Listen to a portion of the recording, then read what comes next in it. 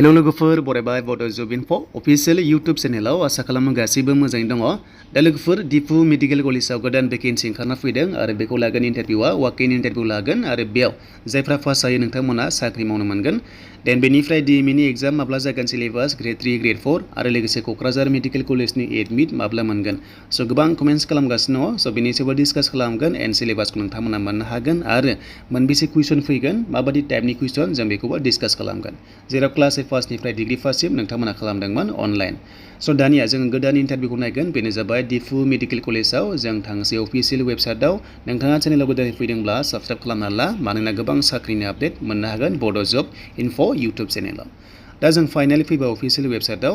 स' अफिसियेल वेबसाइटआव फैनाय लोगो लोगो नोंथांमोना बेनिफ्रायनो PDF फाइलखौ डाउनलड खालामनो हागोन। नोंथांमोना नै निउस बा आपडेट बा टेन्डार दङ। स' बेनिफ्राय नोंथांमोना अफिसियेल नटिफिकेसन डाउनलड खालामना लानो हागोन।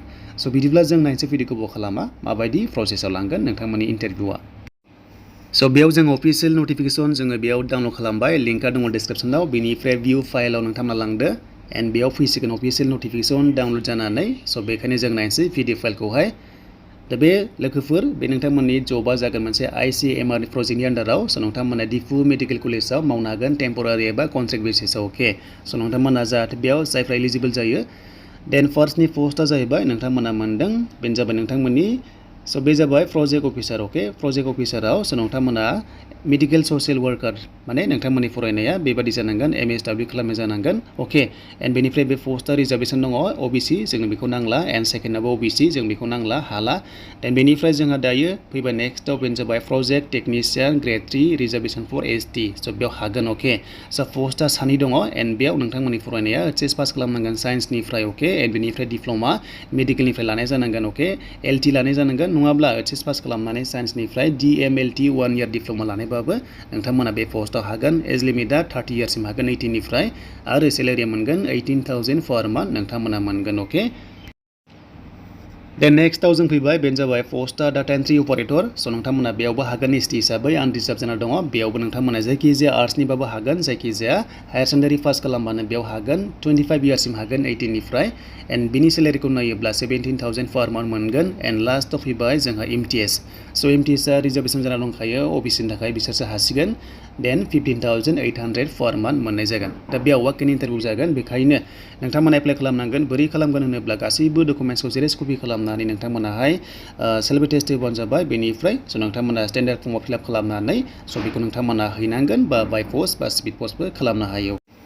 स' बिदिब्ला जों माबोरै खालामनांगोन साबमिट खालामनांगोन जों एड्रेसखौ नायनोसै। देन बेनिफ्राय जाहाथे मोजाङै हरो नोंथांमोना लास्ट डेटआ मोनदों 12सिम थागोन जुननि। स' बेनि गेजेराव अफिसियेल एड्रेस दंखायो। स' बेयाव नोंथांमोना नुनायाव हरबानो जाबाय। अके स' बेनिफ्राय नोंथांमोनखौहाय इन्टारभिउ लागोन आरो बे लिस्ट आउट जागोन नोंथांमोननि अफिसियेल वेबसाइटआव बेनो जाबाय www.dmcassam.co.in। स' बेयाव नोंथांमोना मोननो हागोन अफिसियेल वेबसाइटआव नोंथांमोननि जायनोखि इन्टारभिउनि थाखाय सर्टलिस्ट जायो नोंथांमोनखौ लिंहरगोन बेनो जाबाय वाक-इन इन्टारभिउ लागोन।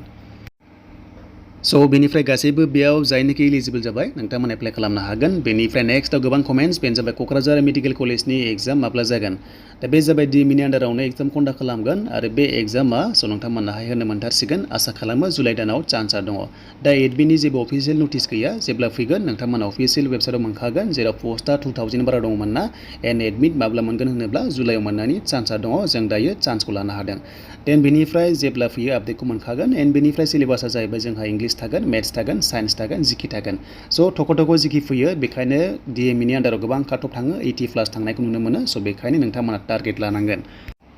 स' बेनिफ्राय कुइसन जोंहा 50 कुइसन थायो 100 मार्क्सनि एग्जाम जायो। देन नोंथांमोना बेवहाय इंलिसजों लिरनो मोनगोन आरो बेयाव मोनसे हाबानो 2 नाम्बार मोनो DME नि आन्डाराव। स' बेनोमोन दिनैनि आपडेट। जेब्ला आपडेट फैमारो अफिसियेल वेबसाइटआव नोंथांमोना लाना फैबावगोन।